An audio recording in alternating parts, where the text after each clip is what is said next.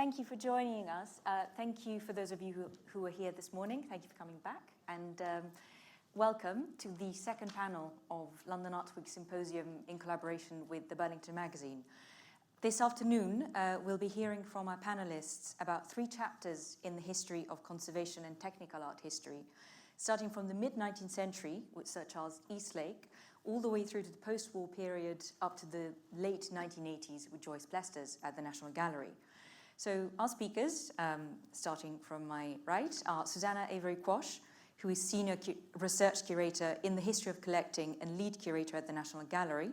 She's in charge of pre-1900 objects in its contextual collection and responsible for activities associated with its research strands buying, collecting and display, art and religion, and the Women in the Arts Forum. Zahira Véliz Bomford is an independent art historian and conservator. She has practiced as a restorer of paintings and polychrome sculpture in the United States, in England and in Spain, in Britain. Most recently as head of paintings conservation at the Museum of Fine Arts in Houston. And Jo Kirby is former senior scientist at the National Gallery London, and she works on materials and methods used in the Western European painting and their history. And between 1988 and 2005, she worked in at the Art in the Making and Making a Meaning exhibitions at the National Gallery. Now, without further ado, because we're going to hear 3 presentations, one from each of our speakers. So, Susanna.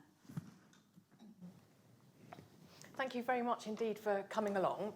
I've written one of the chapters in the book at the back, and I hope that you'll all be so intrigued by what we have to say that you'll go away with a rather heavy tome at the end of the session. I was intrigued to, I'm not a conservator myself, but I was asked to look in for the Burlington magazine's series on the history of collecting into our first director, Charles Eastlake. And I was fascinated that during his time as director from 1855 to 65 and his influence onto the end of the 19th century, the National Gallery really became a locus for significant debates about the techniques and conservation of Renaissance painting. Now that was a bit of a sea change because I started looking at what the landscape was like before Charles Eastlake planted his feet firmly in it. And it seemed that from the National Gallery's foundation in 1824 to 1843, with its first keeper, a man called William Sagar, very little had actually happened. Sagar claimed in a select committee of 1841 that the pictures in the gallery's collection were not disguised by dirt, varnish, repaint or other defects, and therefore did very little to look after them. And this was repeated in a select committee of 1853, when, by this point, Sagar had died, but somebody characterised his keepership that there was no record of any pictures having been cleaned during Sagar's time.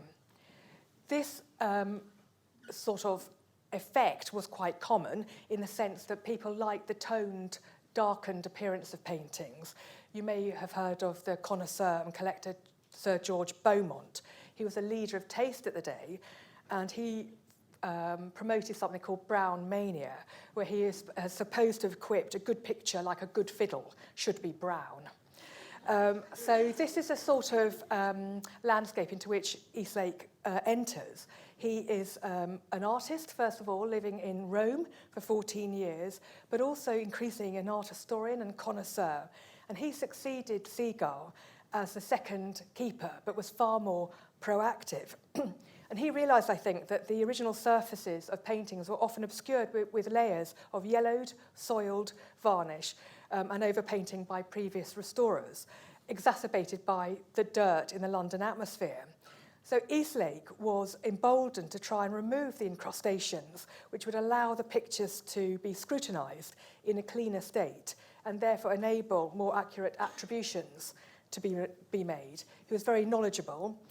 He read up all about old master methods and materials. He looked at old guidebooks and old sources and primary sources and so on.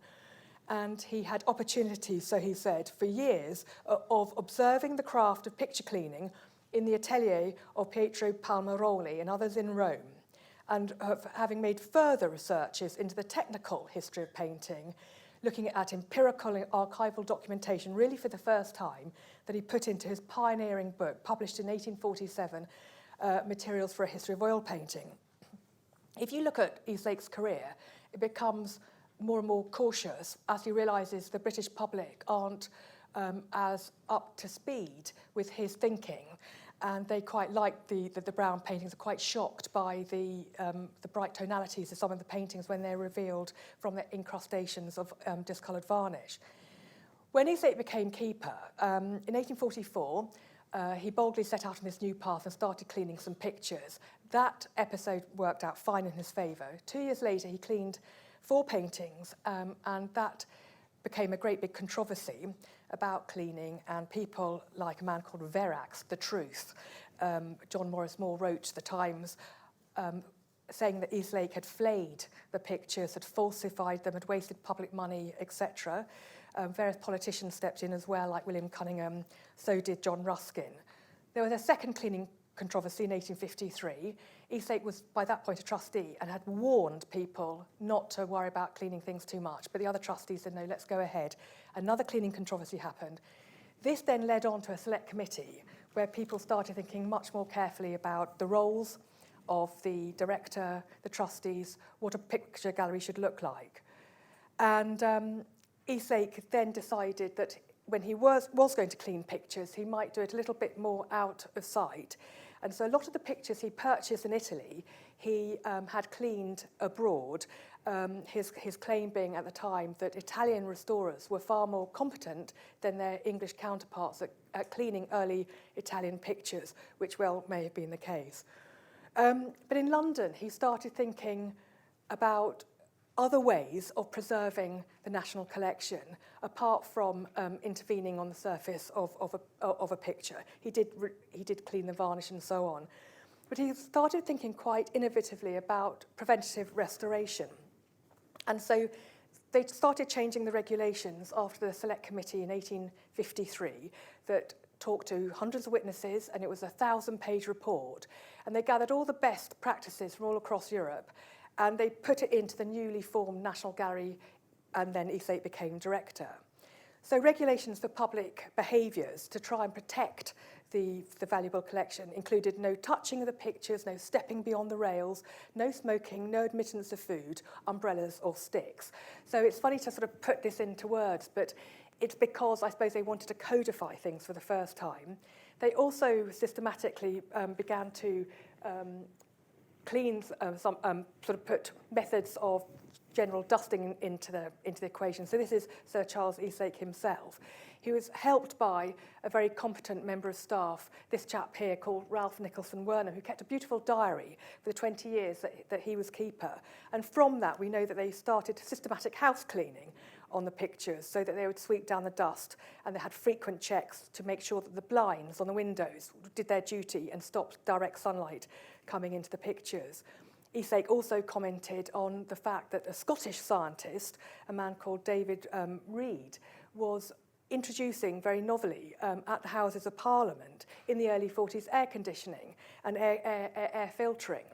And Eastlake suggested this might be a good model to adopt at the National Gallery, but that wasn't adopted, even though Eastlake was so ahead of his time, he even suggested it.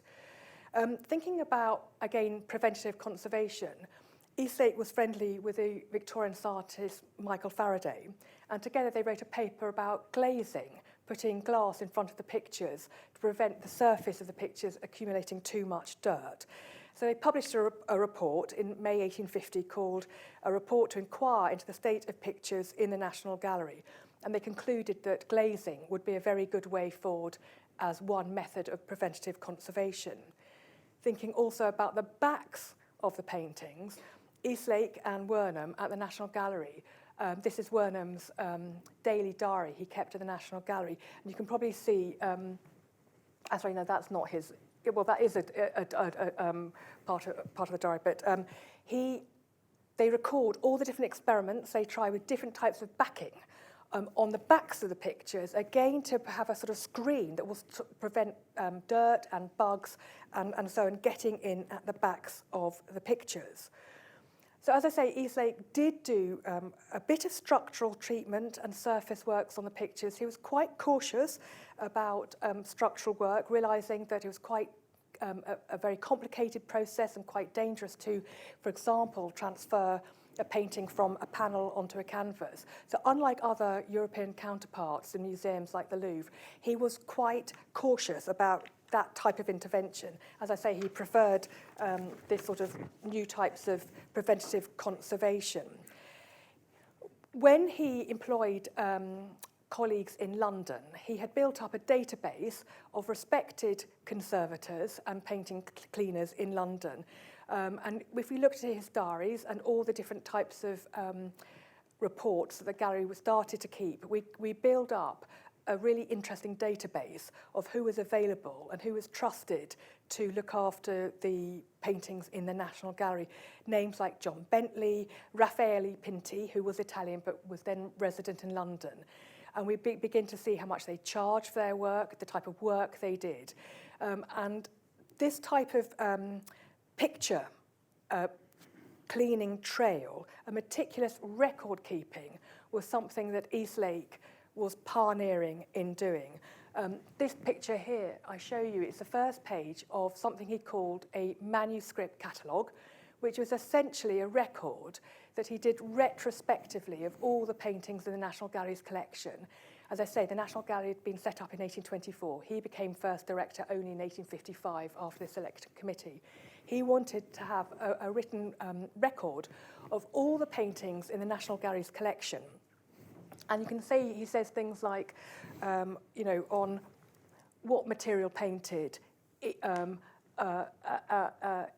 what method painted, inscription, when repaired.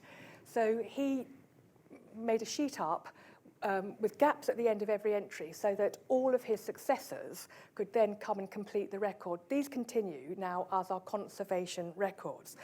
So what I wanted to say really about Eastlake, when I looked at all these records he was keeping, he was very innovative and ahead of his time. There are certain things that we wouldn't do today. He did employ certain conservators, especially in Italy, to do some intervention. Sometimes they painted things out, sometimes they painted things in to try and make the works look as good as they could. We would never do that sort of thing today. But in terms of what Eastlake knew about his own days, he felt he was doing the best job by touching in something, touching out something. We would never do that today. But in other ways, it's absolutely pioneering. In terms of this record keeping, in terms of looking at manuscripts to find out how the original painters painted their works. I mentioned this materials for a history of oil painting he published in 1847. All of these empirical, very careful scientific explorations into libraries and archives, producing the documents you needed to then tap into the painting methodologies and the best research practice. That was all very, very novel. And the idea of preventative conservation, way ahead of his time. The idea, he said, please could we have air conditioning, for example, I mentioned. That didn't happen for another whole century. So really, I'd like to say that he was ultimately, I think Eastlake's dedication to the physical welfare of paintings in his charge assisted in the development of the modern belief that the conservation is an essential component in the care of collections. Thank you very much.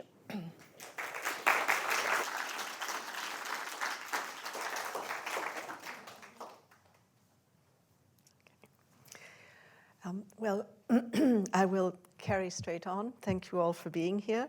I'm going to speak briefly about one of my articles in one of my chapters in the Burlington book, and this is going to be about a near contemporary of Charles Eastlake, but in this case, this person is a woman. And so there's a lot of interest about Mary Merrifield, partly because of the very important work that she did, which is the main subject here, but also because she was a woman working in an unexpectedly public way for somebody from the professional middle classes in the England of her day. So let's see. The only reliable photograph we have is the one that you see on the screen now in her older years. It's a bit anachronistic because her career as a researcher in the original techniques of artists in the early modern period, but also back into the Middle Ages, was sort of kick-started in a way by the great, destruction, the fire that destroyed the Houses of Parliament in the 1830s. As a result of that catastrophe, there was a huge interest was generated nationwide, but especially in London, about the best way to rebuild the Houses of Parliament. And as a kind of subset of the great architectural undertaking, there was a fine arts committee organized under Prince, the sort of protection of Prince Albert, to determine the best kind of art. So it was art commission by committee, and we all know that can be a rather laborious way to proceed. So the committee sat for a number of years. They received many reports about the best techniques, the best media, the best materials that would be fitting for decorating the heart of the legislature of the great, one of the oldest democracies in the world at that point. So there was a lot of politics intertwined with the actual technical information. And if you read the reports, one does have the image in one's mind of lots of sort of slightly bombastic older gentlemen in their top hats holding forth without a lot of firm understanding of what the materials involved in creating art, what those materials really were. And Mrs. Merrifield, having had a kind of perfectly appropriate interest in the fine arts, even from her 20s, because we've got a book on the use of sort of the theory of color in oil painting by Burnett that was published in the mid-1820s, which was glossed by Mrs. Merrifield as a young married woman, pointing out this is interesting and drawing little hands at bits that she wanted to keep in mind. So her interest in art was pre-existing, but the crisis with the Houses of Parliament is what really allowed her to focus and channel her interest in artist techniques. And this was done by, I'm just going to mention, you can see the Fine Arts Commission there. Despite Mrs. Merrifield being the wife of a barrister in Brighton, she did have, she had a correspondence relationship with the Prime Minister, Robert Peel, Eastlake, of whom we've just heard, and also the brother, oops, that was not what I meant to do. Okay, the brother of I think one of these men is the Duke of, this man. That's the Duke of Sutherland, from a great collector. His brother was also a great collector and lent Mrs. Merrifield books for her research. So she had a kind of scholarly relationship with these. That's the beginning of her kind of epistolary network, which grew and grew as she continued with her research. So besides her printed books, these are the three principal ones that are that we can connect most directly with the Houses of Parliament programming. There are also articles and reviews that she wrote, so there's quite a lot of printed source for her. But most importantly,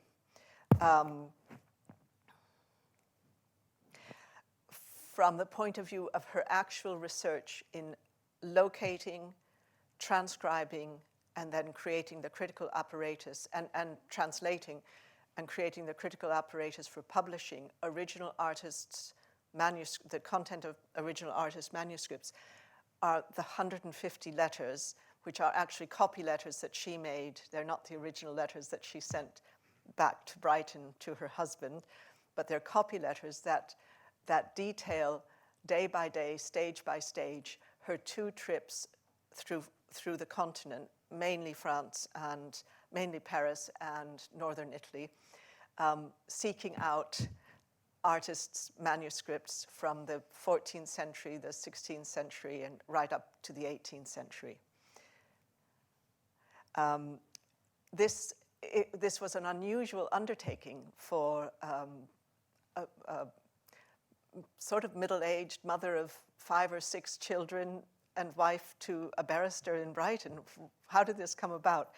Well, she had a lot of support from her family. She obviously had huge kind of sparking intellect and just wanted to do this project. And the patient husband in Brighton is John Merrifield, whom you see on the right, and her 18-year-old son, whom you see here as an older man, Charles Watkins Merrifield, accompanied her on her journeys to the continent. And we know that she had difficulty. It was challenging for a woman to gain access to monastic libraries and so on. So the fact that she had the protection of Robert Peel, that she had an association of some kind, which is not absolutely clear, with the Fine Arts Commission, but also we know she was friendly with the wife of Sir William Webb Follett, who was the Attorney General, I think, in the Peel government. She had friends who were helpful, and they were especially helpful at the writing of letters of introduction.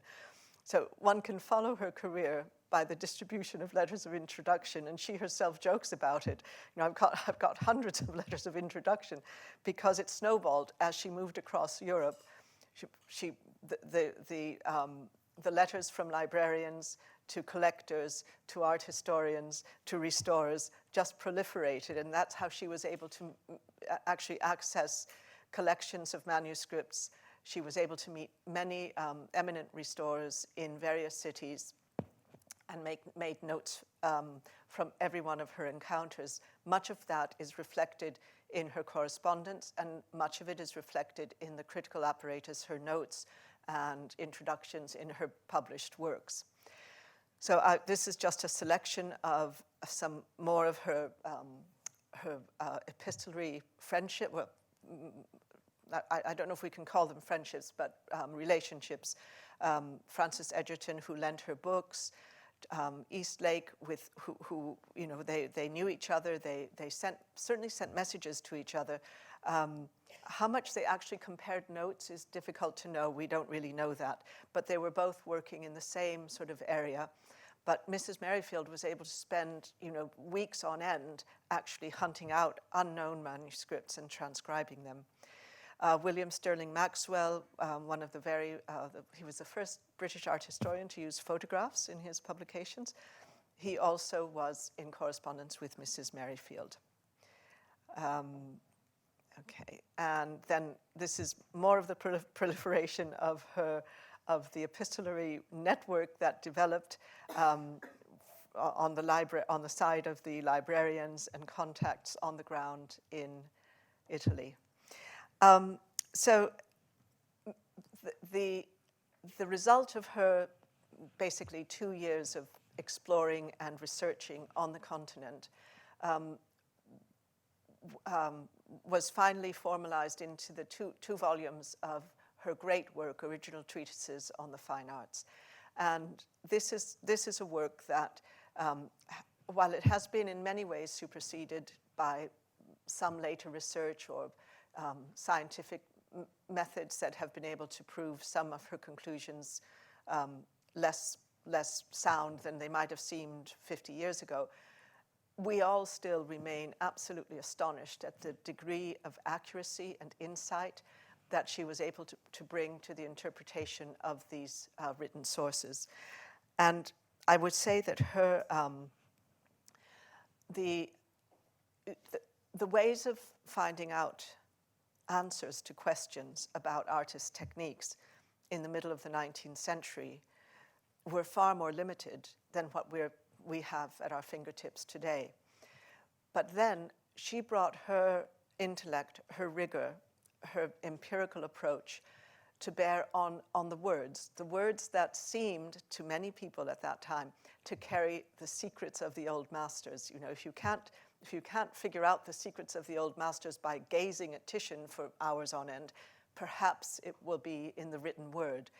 And working out what the written word actually meant, there were so many interesting stages. Obviously, finding manuscripts that were worth transcribing.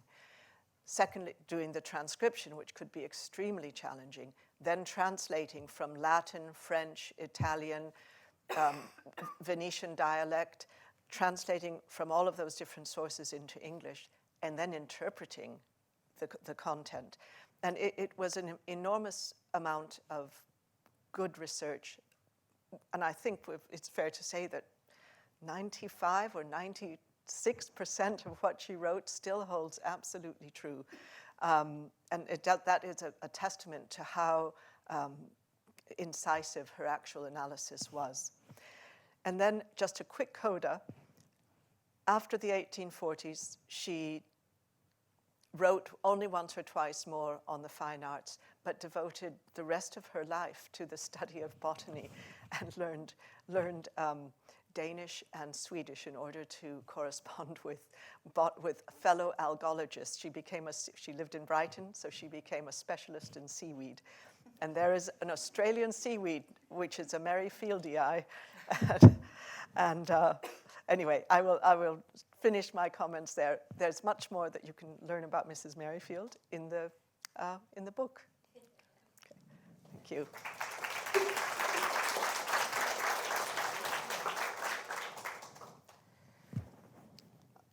Before I introduce you to another woman whose work was fundamental for the development of the study of materials and methods of painting and their history, and you can read all about that in the book which is at the back of the room, and it was published in the Burlington.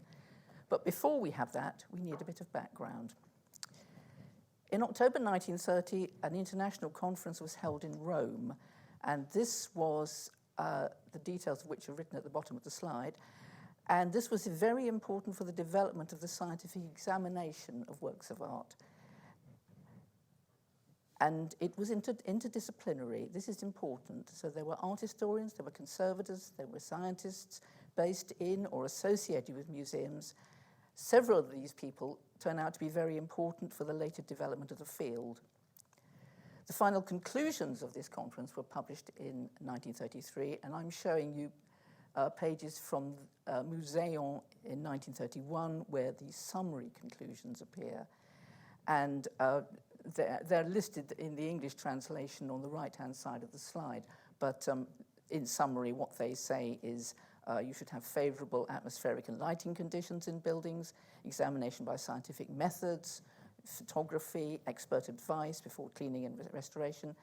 And it also mentions the ideal properties of a protective coating, in other words, the varnish. And from what we've heard earlier, we know that varnishes could be pretty dark. This set in motion the development of laboratories and museums and galleries all over Europe and in the States and elsewhere. And the laboratory at the National Gallery in London was established in 1934. Note, however, that at this stage it was a physics laboratory. It looked at X-ray radiography, it looked at infrared photography, it looked at air conditioning. There was no chemical analysis at this stage. There were, of course, other things going on in the field before this conference, notably in Germany and the United States. The laboratory at the Berlin Museum, which was one of that Eastlake actually corresponded with, not the laboratory but the Berlin Museum, was founded some 30 years earlier.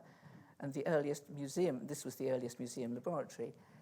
Now, the director of the Fogg Museum at Harvard University, Edward Waldo Forbes, inaugurated a Department of Scientific and Technical Research, and this is now the Strauss Center for Conservation and Technical Studies, and it was inaugurated in 1928, the earliest department concentrating on the study of paintings, not just objects, but paintings.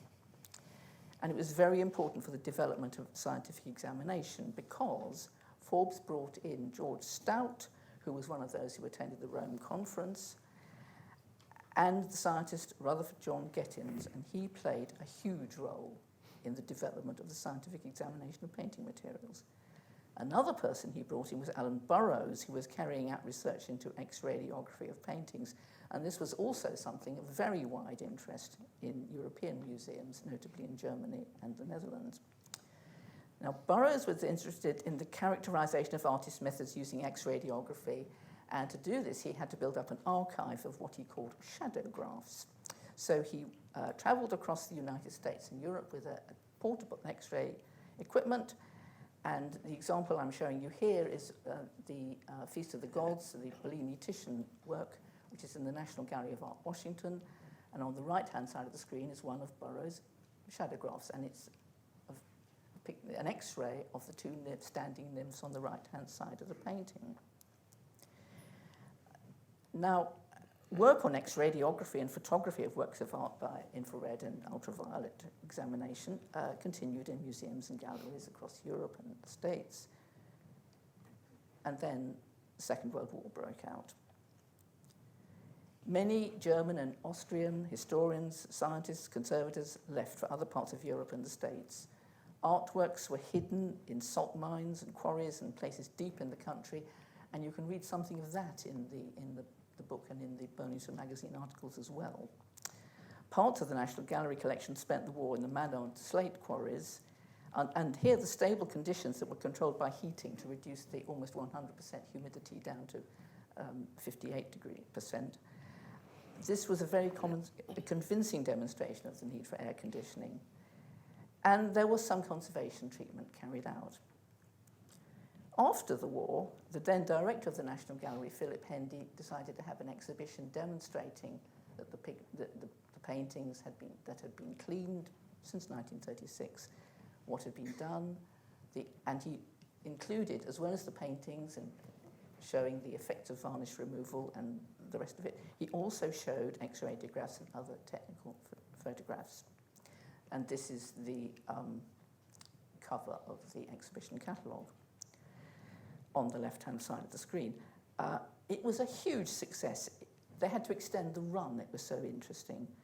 Of course, there was some controversy and complaints about the cleaning, and as you can imagine, and as a result of this, a committee set up to investigate the cleaning. This was the Weaver Committee, and it investigated conservation work carried out at the gallery.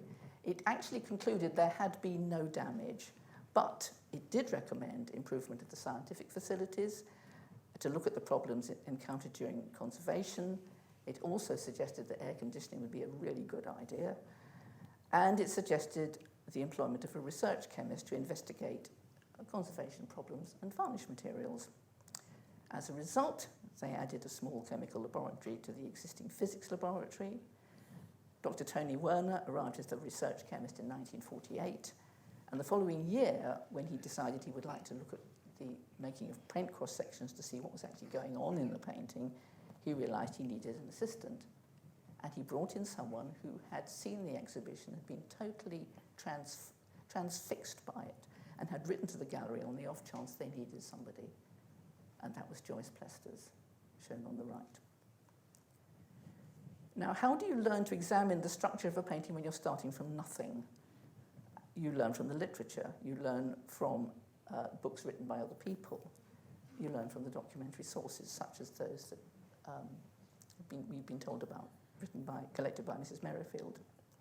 You build up a collection of pigments and paint samples. You examine them under the microscope. You look at their chemical properties, their optical properties. Now, Joyce had an aptitude for chemical microscopy, and she understood microchemical tests. You also work with your colleagues, and here she had the benefit of sitting with Helmut Ruhlmann, the conservator, who was another person who'd been to that Rome conference and had left Germany some years earlier. He was then working at the gallery 2 days a week, and as he worked on the paintings taking off the overpaint, he was very keen she should examine that. That, of course, meant she needed to know what the real paint was as well as the overpaint. And she worked closely with art historians and conservative colleagues as well. This is a very important point.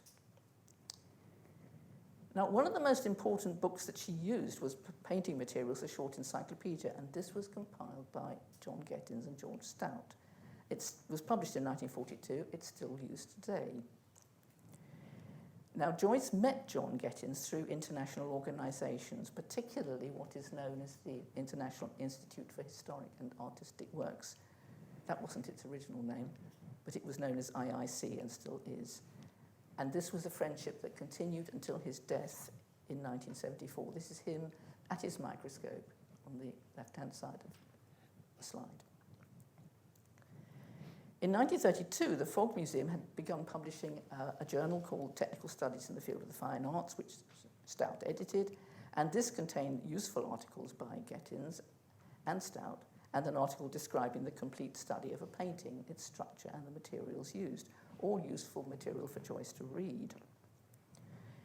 This ceased publication in 1942, but Stout, who was the editor, was very keen that its publication should continue, it should have a successor, and thus we see the formation and the publication of Studies in Conservation from 1952. Now, the links then between the National Gallery and IIC were actually quite strong, because the then scientific advisor and head of the scientific department at the gallery was Ian Rawlins, who was the secretary of IIC. It was a very small world in those days, and you found that the same people cropped up rather frequently. Now, the result of all Joyce's detailed studies eventually appeared in one of the most important articles that was published in this field at the time. The article that you see on the right-hand side of the screen, cross-sections and chemical analysis of paint samples. And it contains illustrations and descriptions of cross-sections from the range of schools of painting as the paintings came through the conservation department. It shows the variety of materials and methods that we used and the structure, therefore, from the cross-sections. And it also describes how to carry out the chemical tests you need for identification of the elements present, either on the cross-sections themselves, which in some cases is possible, or on little bits of paint. Nowadays, we have very nice microscopes that look at things, but it's rather interesting to see that the photographs that appeared in that article were actually taken on this brass microscope. And in order to do that, and this microscope is quite old, it dates from 1896, it actually belonged to Werner's father. And in order to take these photographs, what you have to do is you have to take out the eyepiece. You have to get your colleague from the photographic department, Mrs. Wilson, to come along and help you, because you need two people, one person to balance the camera on the tube of the microscope and the other person to fiddle with the light and set the focusing and everything. The result of this is a black and white photograph. And then what you do, if you're Joyce, is you hand colour the black and white photo, and this is the image you see on the top right. This sample is from Titian's Holy Family with a Shepherd, and it was re-examined and rephotographed a few years ago, this is the enormously enlarged sample at the bottom, and there's a scale at the bottom which says it's 100 microns, and that shows you this scale at which it was photographed.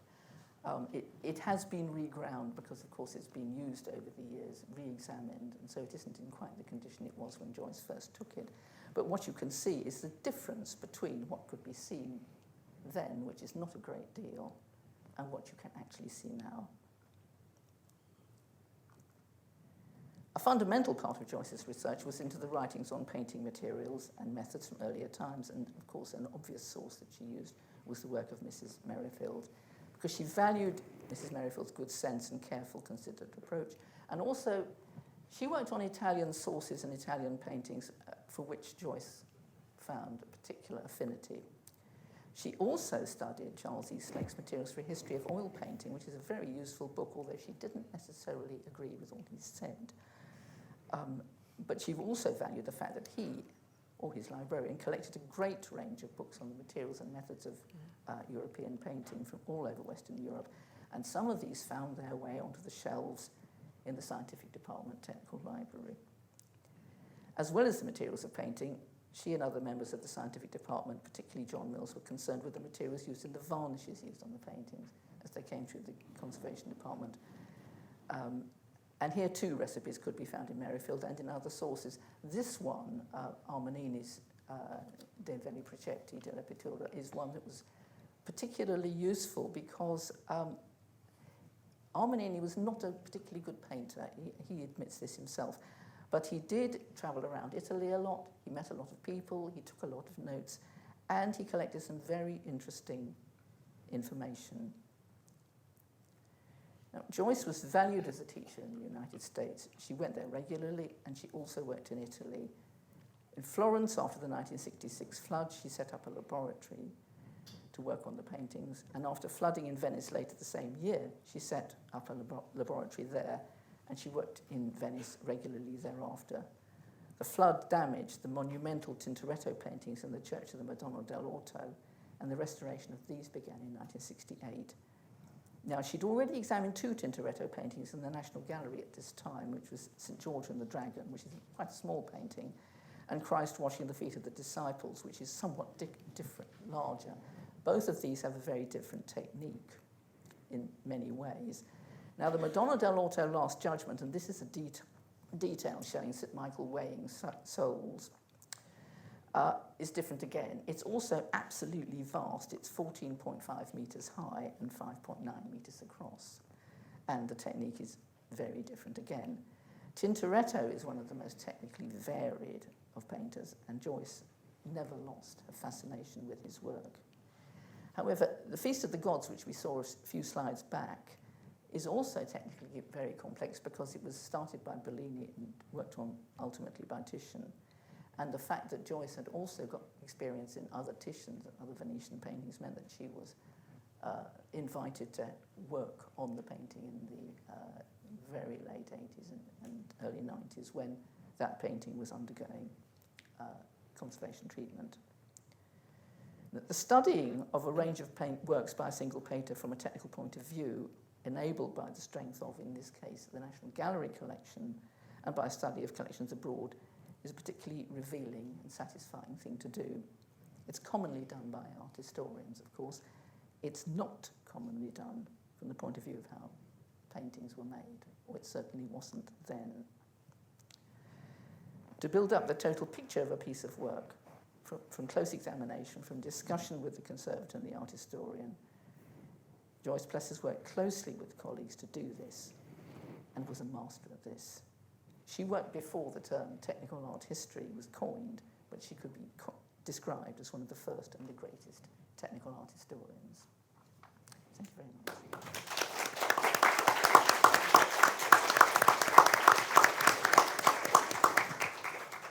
Thank you.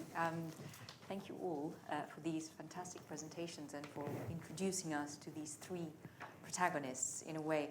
I think each of them really illustrates one step within the process of an integration of technical facts and the physical reality of an artwork, a term that Zahira suggested, into art historical discourse. This is fascinating, and I wonder, they each did it in different ways, but I wanted to maybe touch upon their legacies briefly, and then move on to more their sort of the reality of their day-to-day work and their empirical methodology in the way they approached works of art and their conservation, their custodianship. So I think maybe if we can start again from Susanna. Thank you. Yeah, I think Charles Eastlake's legacy was quite broad, as I touched on in my short sort of summary. I think he systematised the hitherto rather haphazard approach in general to picture cleaning and conservation and restoration. And I think one of his principal legacies was that he helped to make it more standardised and organised than it had been previously. I mentioned that he started keeping records, and we looked at the manuscript catalogue. He started recording every year in the annual report that he started. The pictures had been varnished and glazed and so on. And this had never been done before? Never been done before. So the gallery had been set up in 1824. There were no records before Eastlake's directorship in 1855. So you have a whole generation where they didn't keep minutes of trustees' meetings, they didn't have annual reports, they didn't write down any of the few pictures they did clean. So it's this systematic record keeping that's a bit more transparent and systematic than had happened before. I think a second innovation that Eastlake brought to bear in the National Gallery was this international outlook. He had this broad-ranging network that spanned Europe, continental Europe, largely Germany, Italy, France, a little bit in the Netherlands and Spain too, but Italy and Germany principally. And this is something that we see continues also with our other two individuals, which maybe we can talk a bit about later. Yeah, so I think it's this sort of, and then it's this sense of trusted advisors. So we've got, paper trails, international outlook and trusted advisors where, as I mentioned by one example, I mean, he's in big conversations with Michael Faraday, for example. He writes, as keeper, in his first year in office, an open letter to Robert Peel, we've mentioned, with Mary Merrifield, where he slightly draws attention to the deficit in certain regards of the management of the National Gallery. And he says, I think art historians could learn a lot from scientists, and he can't quite find the words because he's actually basically talking about pigment analysis. But he says, I think we could join up with the geologists at Craig's Court, the geologists of University of London, because he says they go down into the earth. And he's understanding that you can do the same going down into the layers of pigment that Joyce Plesters was doing later on. So he's thinking way ahead of his time. So they didn't have a scientific department, as I say. They didn't have a conservation department, but he did have this network of colleagues in Italy and London that he used. So I'd say those three things, this note-keeping, this record-keeping, one thing, the reliance on a network of colleagues internationally and scientists as part of the trusted advisors. Zahira. Well, I think for Mrs. Merrifield, she of the people writing about artist techniques, historical artist techniques in the middle of the 19th century, she seems to have had quite a sound understanding of the chemistry as it existed at that time, because obviously there have been a lot of it wasn't fully cooked yet, was it? No, it wasn't fully cooked. and she actually was able to bring, and we don't know how she learned science. Unfortunately, that there just is not. We don't know where she learned. We know she consulted chemists working in Brighton. So she was somehow equipped to bring a kind of scientific information, accurate information, to the reading of these manuscripts. And this is reflected, I mean, we don't, alas, although we have all those letters, which are her copy letters, i.e. they have been probably slightly edited by herself. So there's probably more that she shared, in the unedited bit with her family. But we have those, but we have not yet located her notebooks that were the notebooks where she actually recorded the interviews, the observations, and so on from the travels when she was going to the libraries and so on. So she certainly had a very consistent methodology of writing down everything, writing down absolutely everything, and that's in addition to the transcription of her direct material. You say that she was writing these letters to her family and writing down everything. But again, sort of to go back to this idea, of legacy, what happened to her letters then, and how do we know? What impact did they have at the time? Well, we know that the letters were. I spent 20 years looking for the letters, and then they finally surfaced when the East Sussex Record Office moved to new quarters. So they've only been known recently. The thing that's never come to light yet is her actual work notebooks. Sure. So, but what we have is the result, and the books. That's the critical apparatus that we have in these books written and published in the 1840s. So I think that and we know that she did some actual testing of. It was do not try this one at home sort of situation, where she obviously had a kind of small laboratory in her house in Brighton, and she told her son when she was in Europe, in one of the letters she said, "Frederick, remember always to wash your hands before eating or drinking, because everything you touch, is toxic." So she was aware of the the chemical nature of artist pigments in quite a serious way. So I would say she did in terms of her methodology, she did try to integrate what she was able to harvest from the written word with a limited degree of empirical physical testing. And I would actually add to that and say that I got the feeling when I was reading Merrifield, and I've always felt this, that she has a very, very clear understanding, a very good understanding of the pigments and their necessary properties, as you might say, not just the fact that they could well be poisonous, but the fact that they have to be insoluble. And so when you read what she says about a pigment, she's not sure what it is. She describes very clearly what its characteristics, what it might be, and why it might be that. And that is why she's 96% still correct. Worth reading and worth writing. Yes, oh yes. She's not ever very far off the ball, actually. From today's science, in a sense. Absolutely, which is why Joyce found her so useful. And where I think Joyce's work was actually transformative was in the integration of disciplines of art history and science and conservation. There is absolutely no doubt of that, because before that, and actually to an extent during that, and still today, there is a case whereby art history and science go in parallel lines, and they don't actually cross in some cases, and you will come across this even today.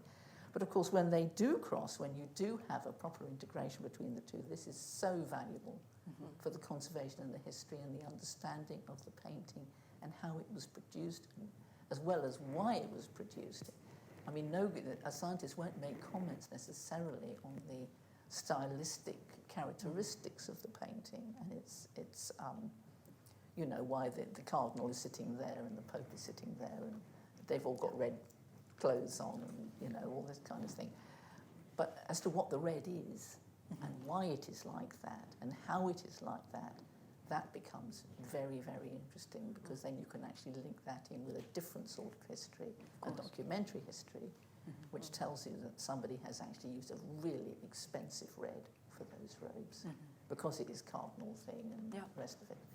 And we talked earlier a bit about the international outlook of all our protagonists, but also I think as we look at the sort of the context that they had with the international colleagues, scholars, or introductions to libraries and to other places, I also wondered if we could talk a bit about the process of the standardization of language, of the vocabulary in this sort of discipline that was taking shape at the time, and how each of them contributed to that, and then obviously that having an international impact in the communication and collaboration.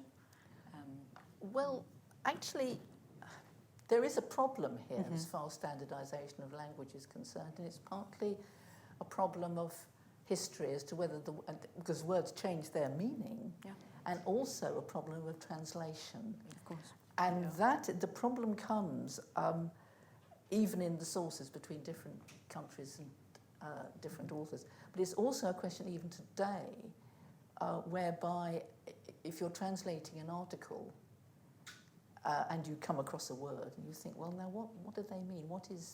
They're using the word ground. Do they actually mean the ground, or do they mean the material it was painted on? What layer? Yeah. Or do they mean the layer, or do they mean the priming, or do they mean the imprimatura, or the support, and all these. So you have that problem, and you also have straight problems with translation. And one of the ones that really gets on my nerves is the translation of the word lacquer in Italian, which is the word, as far as I'm concerned, for a lake pigment. And it may even be a particular red lake pigment, or it may not. But in Italian, it is very frequently translated as lacquer. In other words, something you put on your your gilding or your radiogram or anything you want. Much broader. It's a coloured varnish thing. But even I think, though, notwithstanding all those very important caveats, I think what Merrifield, with the help of her son, who was a brilliant linguist, and Eastlake, who was a pretty good linguist, and he spoke many, many languages, but despite the fact he was meant to be a painter and a arts administrator, he spoke most foreign languages and a bit of ancient Greek and Latin and so on, was the fact that the making possible the knowledge through translation, notwithstanding. I mean, I think it's going back to slightly sort of earlier point that in order to make these sources available to their countrymen and women for the first time in the way that in the middle of the 19th century Eastlake and Merrifield and others were playing a very, very important part. But your point, Joseph, is extremely important, and Eastlake realised the problems of language, and so often in his footnotes he would have the original source in the original language, having put his translation in the main body of text. So there were ways already of getting very around, careful ways of that. understanding the slip between lip and cup. But I think it's very important still to say that the work of these compilation of these sources, Merrifield's many volumes that Zahira has so beautifully expanded in her slide of all the books that she managed to produce, and Eastlake's very important materials for his oil painting. They're bringing these texts from different languages, even making them available in the first way. They're as Zahira was saying, finding them, annotating them and editing them themselves, translating them, and then editing them. I mean, it's a really important empirical. And there's, I just wanted to say one thing about, this is, Merrifield was very good at, the drilling down into to try to work out very, tricky problems. And one that I just quickly glanced at this morning before coming is that, her analysis of what is giallolino. What does giallolino mean? There is a lot of slippage potential there because, it might mean different.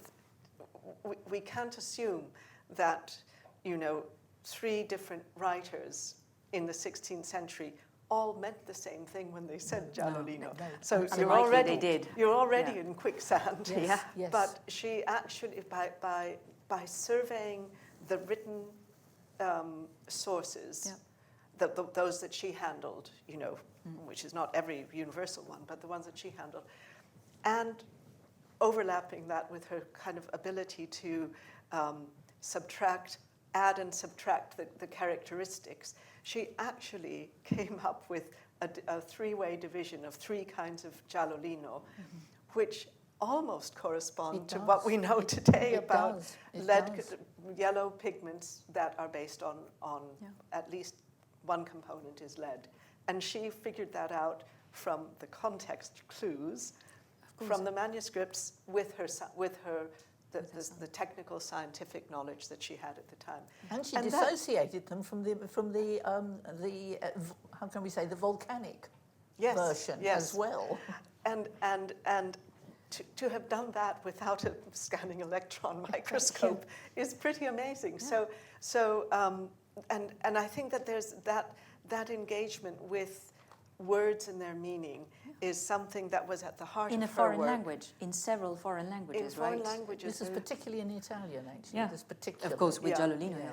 But it's something that in technical art history, since we're speaking in the post-coined era, that we still struggle with it today. When we look at original sources, do we really know that